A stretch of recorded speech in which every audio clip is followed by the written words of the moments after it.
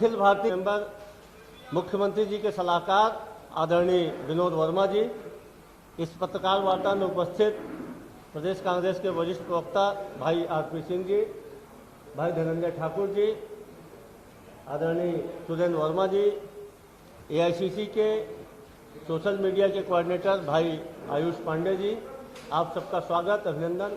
अब मैं सीधे माननीय विनोद वर्मा जी से अनुरोध करूंगा कि आप सब, माननीय राधिका जी से अनुरोध है कि पता चाहिए, माननीय विनोद वर्मा जी से अनुरोध करूंगा कि वे आप सबको संबोधित करें।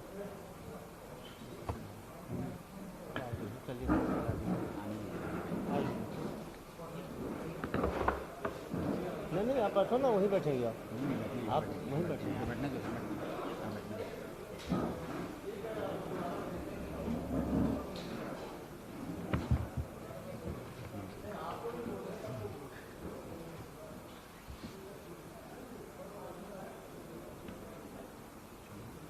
थोड़ा सा अटपटा है कि मैं उधर नहीं हूँ, इधर हूँ।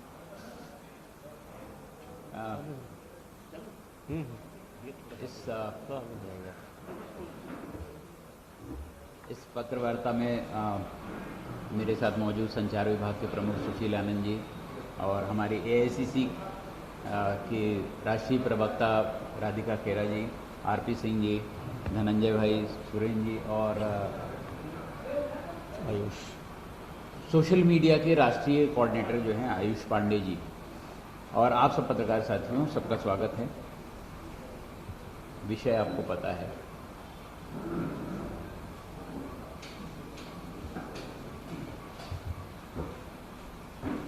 मेरा पत्रकारिता का जो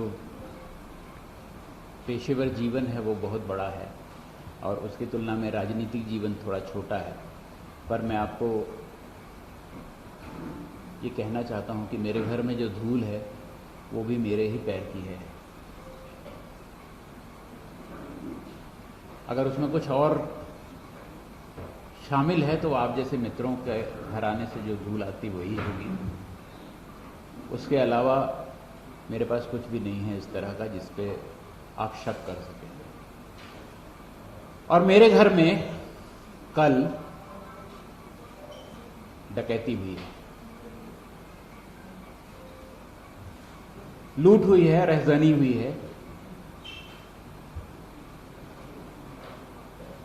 और इसको मैं पुख्ता आधार पे कह रहा हूं। जो बयान ईडी ने मुझसे लिया है उसमें भी मैंने ये दर्ज करवाया है कि आप मुझे प्रताड़ित कर रहे हैं और जो कुछ भी आप कर रहे हैं वो लूट है और रहजनी है, रॉबरी है, डकैती है।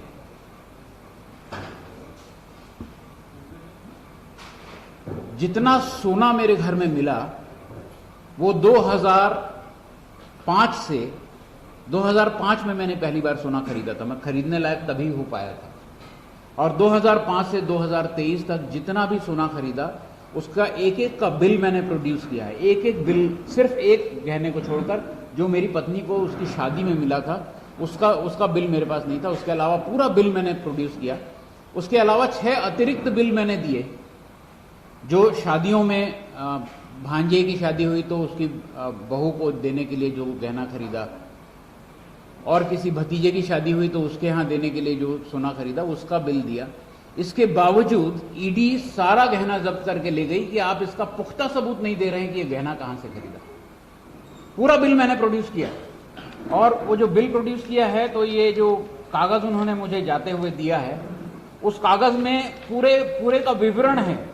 उनकी अपने कागज में विवरण है कि कितना सोना हमने खरीदा और कितने का बिल प्रोड्यूस हुए। ये लिखा हुआ इसमें कि इतने का बिल प्रोड्यूस हुआ, इसकी वैल्यू इतनी है। जब मैंने पूछा कि आप अलाउंस कितना है, कितना गहना रख सकता है कोई घर पे, तो बोले वो सब आईटी एक्ट में है, ईडी एक्ट में नहीं है। आप मुझे संतुष्ट नहीं कर पा रहे हैं। तो मैंने कहा संतुष्ट कैसे कर सकता हूं, ये सारे बिल मैं आपको प्रोड्यूस कर रहा हूं। उन्होंने कहा इस बिल को आपने पे कैसे किया है उसका सबूत आपके पास नहीं है। तो भारतीय कानून में पहली बार यह प्रावधान जोड़ना पड़ रहा है कि अगर आप कोई चीज बिल से खरीदते हैं, कच्चे में नहीं खरीदते हैं, नगद से नहीं खरीदते हैं, तो उस बिल के पेमेंट का मोड भी आपको सुरक्षित रखना पड़ेगा। ये आईपीसी और सीआरपीसी को नए सिरे से डिफाइन कर रहे हैं। जो नगद मेरे यहां से ले गए 2,55,300 रुपए लेके गए। पूरे घर में हर जगह कोना कोना छान मारा उन्होंने, निकाले। मेरे बेटे की जो शादी हुई थी उसमें जो उपहार स्वरूप उसको जो लिफाफे मिले थे वो लिफाफे पड़े हुए थे, वो सारे लिफाफे खोल के पैसे निकाले उन्होंने, उसका हिसाब नहीं बनाया। फिर जो नगद मिला था मेरे बेटे ने ईमेल पर पूरा एड्रेस, पूरा सबूत रखा हुआ था कि किस लिफाफे में कितना पैसा निकला, उस गेस्ट का नाम लिखा हुआ है और उसका पूरा अमाउंट लिखा हुआ है। वो पूरा प्रोड्यूस कर दिया कि देखिए इतने पैसे आए थे, इसमें से इतने पैसे बचे हैं, ये वही पैसे हैं। उन्होंने कहा आप मुझे संतुष्ट नहीं कर पा रहे हैं। तो जो अधिकारी आपके यहां छापा मारने आया है उसकी मंशा क्या है, ये ज्यादा महत्वपूर्ण हो गई है बजाय इसके कि वो सबूत क्या मांग रहा है आपसे। हर उस चीज का जिसके बारे में मुझे सबूत देना चाहिए था, मैंने सबके सबूत दिए हैं। मेरे बैंक अकाउंट के डिटेल्स उनके पास है। मैंने कहा ये पैसा इस बैंक से हुआ है, ये पैसा यहां हुआ है, ये मेरा मकान है, इस पर इतना लोन चल रहा है, इसकी इतनी EMI चल रही है, और सब आप चेक कर लीजिए। तो अब सवाल यह है कि ये इसको रहजनी और डकैती के अलावा क्या कहा जाए कि आपके घर में पूरे कागज हैं, पूरे सबूत हैं, और उसके बाद भी आपसे पूछा जा रहा है कि इसके सबूत दे दीजिए। किसी खरीदी के बिल के अलावा क्या हो सकता है? गवर्नमेंट ऑफ इंडिया का रूल है 49,000 से ज्यादा अगर आप पे करते हैं तो पैन कार्ड अटैच करना पड़ता है। तो या तो मैंने प्लास्टिक मनी से पे किया है या मैंने बैंक से ट्रांसफर किया है। और मेरे घर के गहने 2 ही बार खरीदे गए, एक बार मेरी पत्नी के जन्मदिन पर और एक उसके हमारी मैरिज एनिवर्सरी पर। 2 ही दिन खरीदते हैं हम लोग गहने, और उसमें से आधे गहने जो हैं वो एक गहना बनाने वाली कंपनी, बड़ी कंपनी में किस्तों में पैसा जमा कर करके खरीदा हुआ है।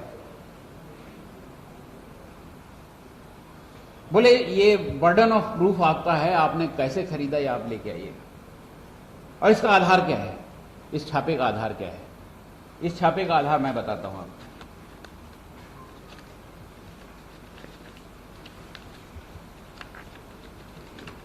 इस छापे का आधार इस एक पत्रिका में छपी हुई कहानी है। जगत विजन नाम की एक पत्रिका है जिसकी संपादक जो है विजया पाठक हैं, और विजया पाठक ने इसमें एक कहानी लिखी है। सत्य कथा, मनोहर कहानियां जैसी कहानी है इसमें। तो इनकी मनोहर कहानी में यह लिखा हुआ है कि एक कोई रवि उप्पल हैं जो मेरे बेटे के ससुराल की तरफ से रिलेटिव हैं। इसमें लिखा गया है कि एक कोई चंद्रभूषण वर्मा है जो मेरे रिलेटिव हैं, और वो उनकी मेरी सहायता से ये पूरा रैकेट चलाते हैं। इस कहानी में लिखा हुआ है। तो एक पत्रकार के नाते आपके मन में सवाल उठना चाहिए कि फिर मैंने इस पर प्रतिक्रिया क्यों नहीं दी।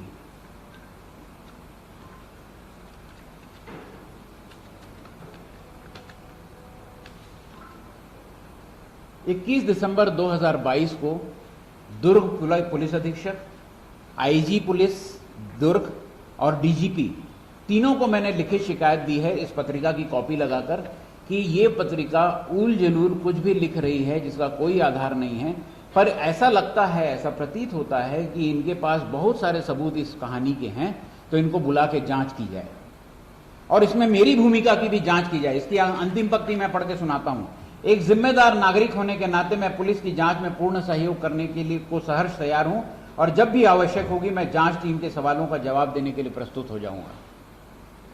यह दिसंबर 2022 को मैंने लिख के भेजा है पुलिस को। कल मैंने ED वालों को भी यह कॉपी दी कि ये मनोहर कहानी पढ़ के आप आए हैं।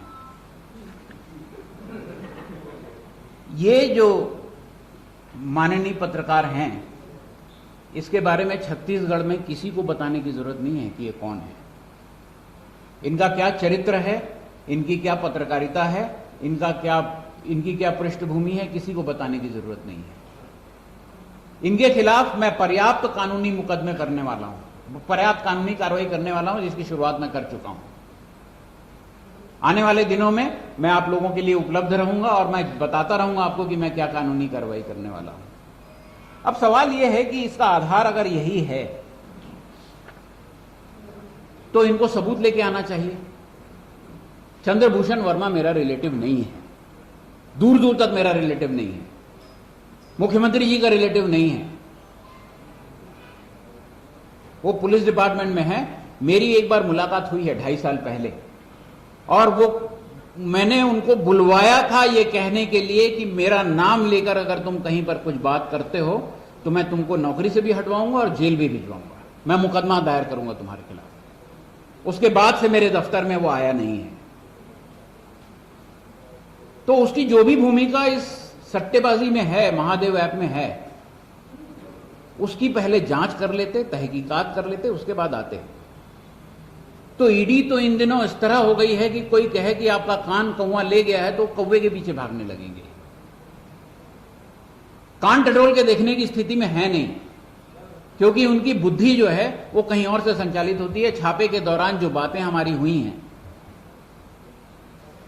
जब गहने मिल गए, जब उसके बिल मिल गए तो उन्होंने फोन किया कि सर पूरे जो गहने हैं उसके पूरे के बिल हैं।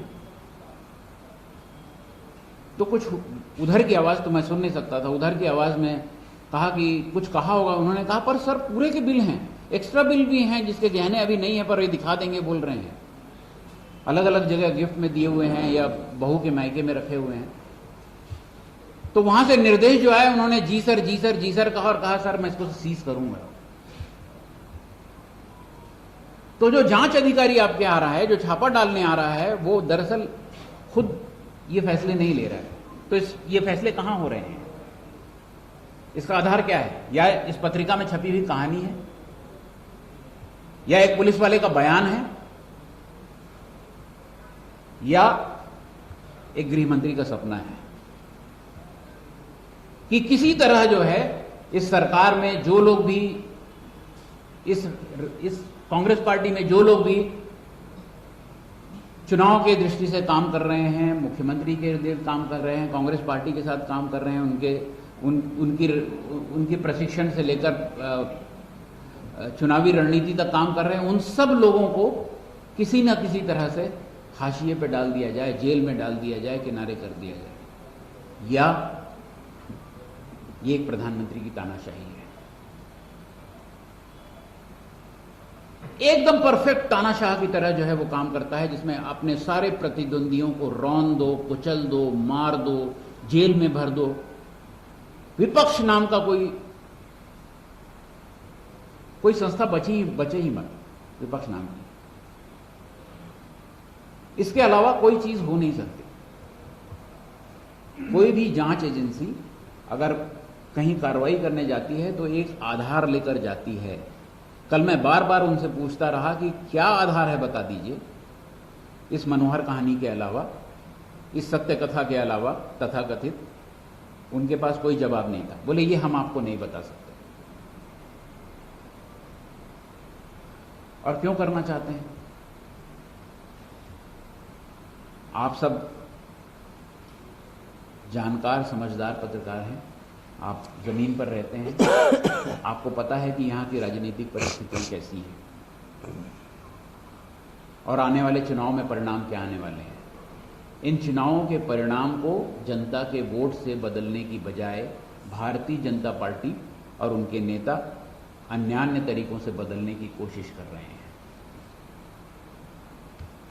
और ये कोशिश क्या है? ये कोशिश ये है कि मुख्यमंत्री के इर्द गिर्द सभी लोगों को लपेट लिया जाए। राजनीतिक दल की तरह कांग्रेस पार्टी में जो लोग काम कर रहे हैं, जो उनके प्रतिनिधि हैं, जो उनके कार्यकर्ता हैं, उन सब लोगों को परेशान किया जाए, प्रताड़ित किया जाए, जेल में भर दिया जाए, या इतना डरा धमका दिया जाए कि वो चुपचाप घर पे बैठ जाएं।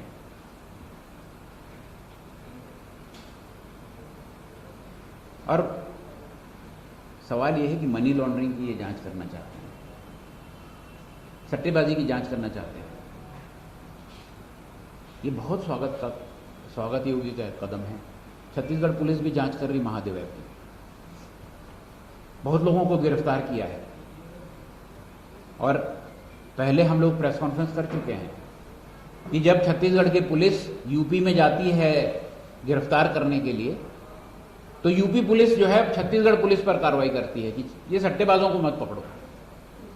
और सट्टेबाजी के खिलाफ आपकी भावना क्या है ये हम समझ रहे हैं। लूडो जैसे खेल को केंद्र सरकार के नियमों ने जुए में बदल दिया है, क्रिकेट के खेल को जुए में बदल दिया है, शतरंज को जुए में बदल रहे हैं। केंद्र सरकार के नियमों, जीएसटी लगा रहे हैं। लूडो पे सट्टा खेलोगे तो जीएसटी लगेगा। ये राज्य सरकार नहीं कर रही है, ये भूपेश बघेल जी नहीं कर रहे हैं। ये केंद्रीय गृह मंत्री और केंद्रीय वित्त मंत्री के प्रधानमंत्री की सहमति से एक कानून बना है कि लूडो को सट्टा बनाओ और सट्टे पर जीएसटी लगाओ। तो जो लोग जुए पर सट्टेबाजी कर रहे हैं, जो साधारण लूडो जैसे खेल को सट्टेबाजी में बदल रहे हैं, वो यहां पर आकर बता रहे हैं कि हम सट्टेबाजी की जांच करेंगे।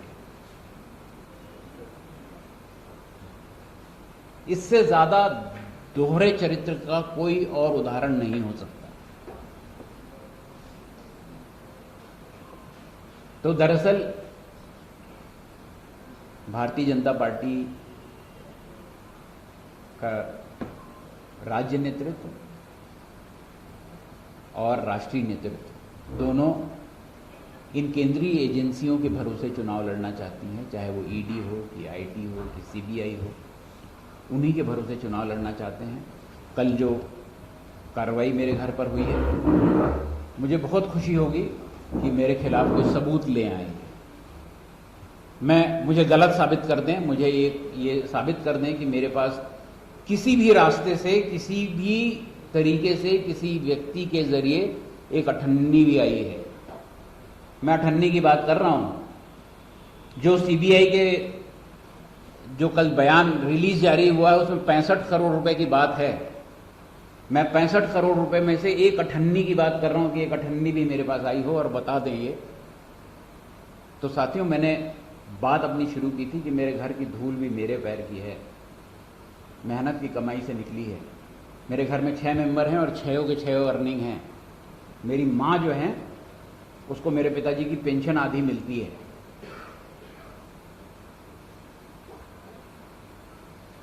और इस प्रदेश में और कोई कुछ भी मेरे बारे में कह ले, कोई भी अफवाह डाले, मैं उन चीज़ों से दूर रहा हूं जिसमें दलदल है, जिसमें ज़रा भी आरोप लग सकता है।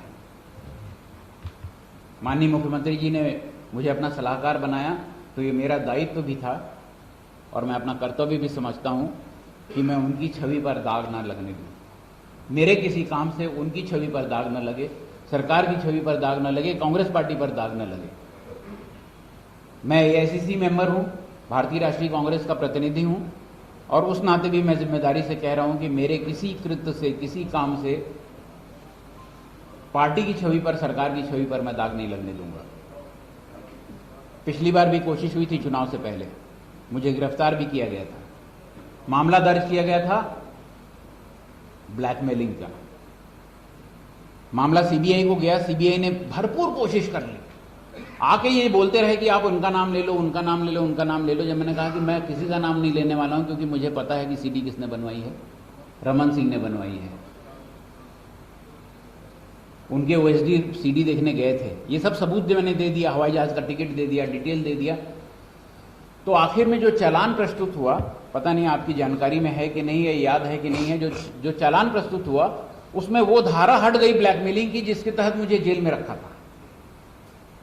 वो मुकदमा नहीं है, मुझे 62 दिन जिस मामले में जेल में रखा वो मामला है ही नहीं। तो अब मामला क्या बचा है उसमें? मामला बचा है कि एक सीडी मेरे पास थी, वो रायपुर शहर में लगभग हर पत्रकार के पास थी। जब मेरे पास थी, हर पत्रकार के पास थी, और उसको बंटवाया रमन सिंह जी ने था, उनके ओएसडी ने बंटवाया था, हर पत्रकार को भेजा उन्होंने था। चूंकि मैं उस समय भी कांग्रेस पार्टी के साथ इलेक्शन के लिए काम कर रहा था, इसलिए मैं निशाने पर था। आज भी मैं निशाने पर इसीलिए हूं। भाजपा के निशाने पर कांग्रेस पार्टी है और उनके सारे वो लोग हैं जो काम कर रहे हैं इस पर। तो मैं अपनी तरफ से इतनी बात कहना चाहता था और मुझे लगा कि मैं पहली बार यहाँ पर प्रेस कॉन्फ्रेंस करने के लिए आया, क्योंकि मुझे लगा कि बहुत महत्वपूर्ण है कि मैं आपको तथ्यों से अवगत करा दूं और ये जितनी कहानियाँ चल रही हैं उस मनोहर कहानी में आप मत शामिल हो जाएं, आप उस गलत फहमी में ना पड़ें। मैं हर वक्त उपलब्ध रहता हूं और ये रणनीतिक रूप से मैंने फैसला किया था कि मैं आप सब साथियों से अन्य विषयों पर बात नहीं करूंगा, इसलिए मैं बात नहीं करता, पर हर वक्त मैं बात के लिए उपलब्ध रहता हूं। आपको किसी भी चीज़ में संशय हो, कोई सवाल हो तो पूछिएगा, और अभी आपके सवालों का जवाब मैं देने के लिए तैयार हूं।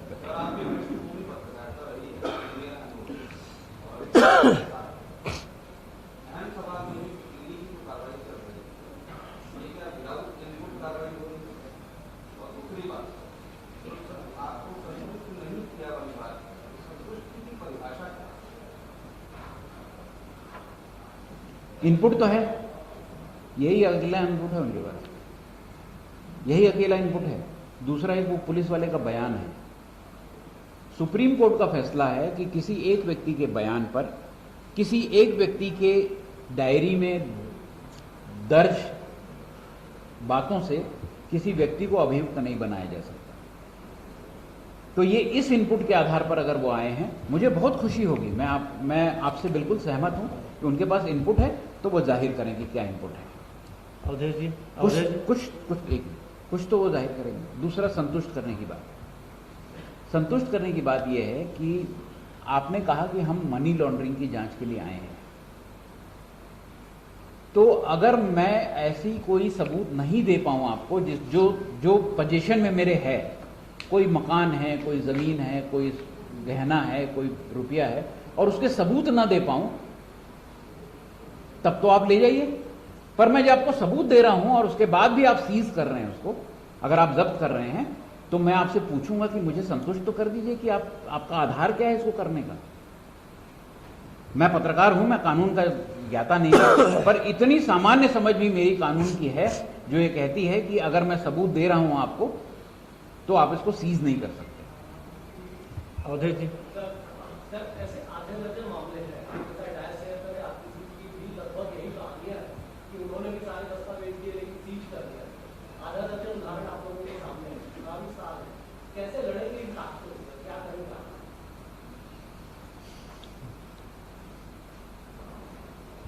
हम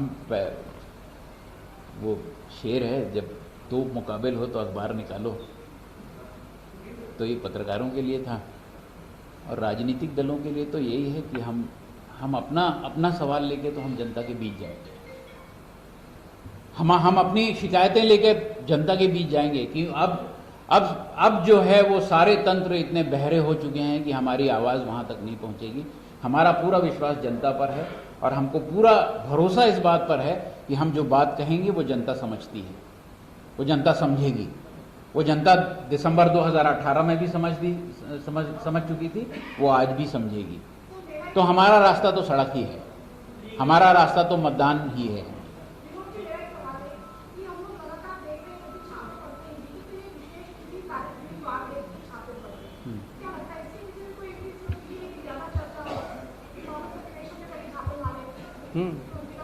कल इसमें बोले हम पोंगा पंथ है भाजपा का, रीढ़ जो है उसमें पोंगा पंथ के बहुत सारे जो हैं वो हैं। हो सकता है कि वो लोग ऐसा कोई दिन तिथि मुहूर्त तय करते होंगे, पर करते तो बुरा ही काम है। मुहूर्त अच्छा निकालते होंगे अपने हिसाब से, पर करते तो बुरा ही काम है। जी अनिल जी, जी हाँ, यही ये पक्की हार रहे हैं। यहाँ पूरा विश्वास है उनको, मतलब अंतरात्मा जानती है उनकी कि यहाँ नहीं जीत रहे हैं, तो इसलिए बहुत यहाँ प्रेम उनका बहुत उमड़ता है। ये अब इससे पहले भी हम लोग देखते रहे कि कुछ प्रताड़ना के मामले भी आए, तो आप लोग कोर्ट में शरण में भी गए, अभी भी कोई भरोसा है, कोई केस करेंगे, न्यायपालिका के ऊपर जाएंगे, क्या करेंगे आगे, मतलब लीगल क्या चलेंगे? ये प्रताड़ना के खिलाफ मैं कोर्ट नहीं जाने वाला हूँ। मैं तो ईडी के रास्ते से ही उसको निपटने के पक्ष में हूँ। पर ये जो पत्रिका है, इस मनोहर कहानी के खिलाफ मैं अदालत जाऊँगा और इसको आपको मैं सूचित भी करूँगा। सवाल आपने बहुत जायज उठाया। केंद्र सरकार जो है वो सट्टे मसले पर भी जीएसटी लगा के उसको वेट कर रही है। महादेव सरकार जिस तरह छत्तीसगढ़ कांग्रेस सरकार में शुरू हुआ, क्या ये जायज है? क्या इससे बंधन नहीं लगना चाहिए? और सबसे बड़ी बात कि जो बीजेपी सरकार ने जो चिट फंड घोटाले उसमें आपकी सरकार ने जनता की राशि वापस कराई, इसको लेकर वाहवाही है। लेकिन महादेव सरकार क्या ये जानना चाहिए, क्या इससे सरकार कोई कार्रवाई करेगी? एक मैं आपको थोड़ा सा संशोधन चाहता हूं, आपने जो कहा कांग्रेस सरकार में महादेव ऐप सट्टा शुरू हुआ, ये आपत्तिजनक है। ये उसकी डेट निकालिएगा तो ये रमन सिंह सरकार के समय से चल रहा है, ठीक है। और वो सरकार की उसमें भूमिका नहीं है, चाहे वो भूपेश जी की सरकार हो चाहे रमन सिंह की सरकार हो। ये अवैध एक सट्टेबाजी का कारोबार है और वो सरकार के संरक्षण में नहीं चल रहा है। पहले रहा होगा क्योंकि चिटफंड को उन्होंने बहुत संरक्षण दिया, तो मुझे नहीं पता, पर सरकार के समय शुरू हुआ ये कहना गलत है। एक दूसरी चीज़, इतनी कार्रवाइयाँ हो रही हैं, 95-98 लोग गिरफ्तार हो चुके हैं और यूपी तक जाके हम गिरफ्तारी कर रहे हैं, तो आपको और कितने सबूत चाहिए कि हम इसको बंद करना चाहते हैं? जहाँ तक इलीगल सट्टेबाजी का सवाल है, तो केंद्र सरकार की भूमिका इतनी दिखती है कि सट्टा तो आप खिला सकते हो बशर्ते आप मुझे जीएसटी पे कर दो। तो शायद महादेव ऐप के संचालकों को ये बात समझ में आई नहीं ठीक से, और केंद्र सरकार शायद यही समझाने की कोशिश कर रही है कि बेटा सट्टा तो खेल सकते हो, जीएसटी भर दो। रुपेश जी, एक सवाल मेरा ये है कि आमतौर पे ईडी जो है छोटी कार्रवाई होती है, 4 दिन के बाद कोई जानकारी असेसमेंट करेंगे। कल की कार्रवाई में बड़ी जरूरी थी कि सामने प्रेसिडेंट किस तरह से ना, अच्छा है, कायदे से यही करना चाहिए कि जिस दिन कार्रवाई हो उसी दिन प्रेस रिलीज आ जाए। पर मेरी आपत्ति ये है कि जांच एजेंसी ईडी है, पर उसके वकील को ये कैसे अधिकार मिल गया कि वो कहे कि फला ने पूछताछ में ये कहा है कि फला का नाम है। चंद्रभूषण वर्मा ने अपने बयान में जो पूछताछ हुई है उस बयान में कहा है कि विनोद वर्मा की भूमिका है। ये वकील को ये एक्सेस कैसे है? मेरा सवाल ये है कि एक्सेस उसको कैसे है? ये तो बहुत अच्छा है कि जिस दिन आपने कार्रवाई की उस दिन प्रेस रिलीज दे दीजिए ताकि कयास ना लगाए जा सके आपने जो किया है। और उनके प्रेस रिलीज में क्या लिखा हुआ है, मैं आपको प्रेस रिलीज पढ़ के सुनाता हूं। ईडी के प्रेस नोट के पहले नारायण कांग्रेस का प्रेस नोट आ गया था।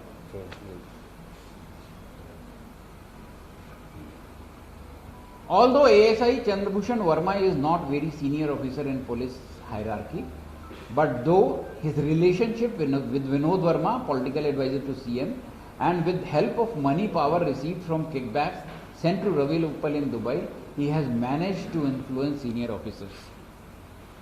ये इनकी प्रेस रिलीज में है।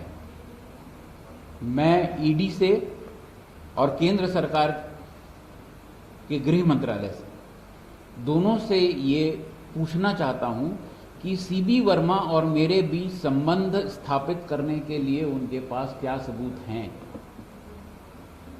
क्या मेरे फोन पर बात होती थी? क्या वो मेरे घर आते थे? क्या मेरे दफ्तर में रेगुलर आते थे? क्या मेरे किसी रिश्तेदार से उनके रेगुलर मुलाकात थी? कुछ तो सबूत देंगे कि सिर्फ आरोप लगा के निकल जाएंगे। तो सीडी को इस तरह के बयान देने से पहले ये सबूत दिखाना चाहिए कि मेरे और किसी अपराधी के, किसी और अभियुक्त के बीच क्या संबंध है। तो ये कोई कानूनी कार्रवाई करने नहीं आए थे, वो राजनीतिक कार्रवाई करने आए थे। जो बातचीत है वो मैं बता दूं तो मतलब आपको लगेगा कि अच्छा इस तरह की बात भी ईडी के ऑफिसर करते हैं। कम से कम 5 बार ईडी के जो छापे मारने वाली टीम आई थी उन्होंने मुझसे और मेरे परिवार के सदस्यों से कहा आपको तो पता है सर ये सब क्यों हो रहा है।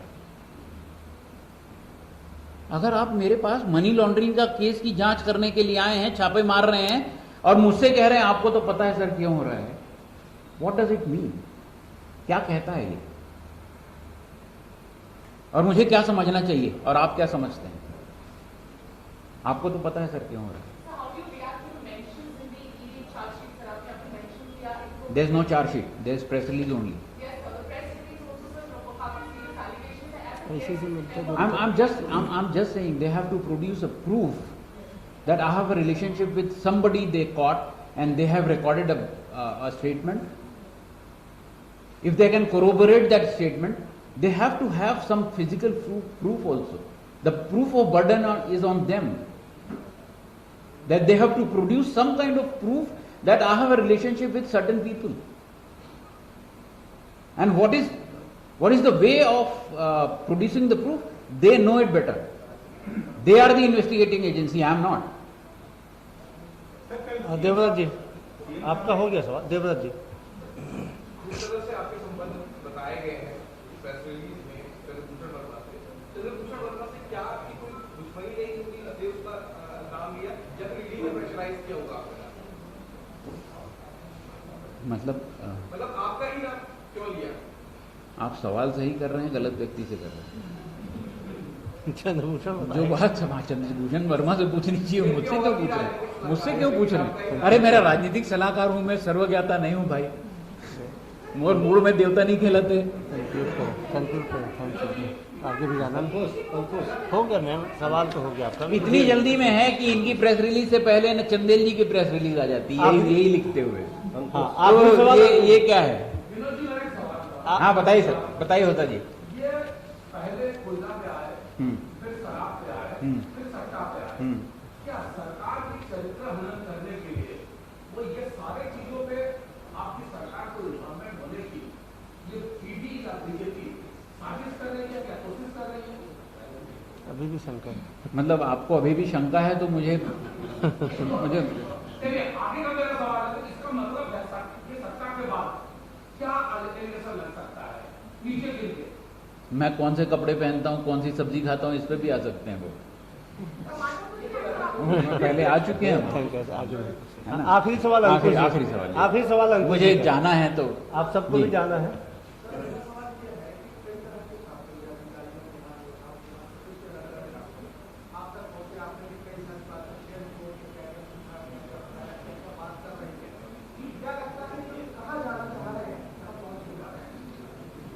एक बहुत फेमस कविता है, गूगल कर लीजिएगा, निमोलर की कविता है। वो एक दिन आप तक भी पहुंचने वाले हैं। अगर आप आज आवाज नहीं उठाएंगे तो आप तक भी पहुंचेंगे। वो ऐसे किसी व्यक्ति को नहीं छोड़ने वाले हैं जो उनके पक्ष में नहीं खड़ा है।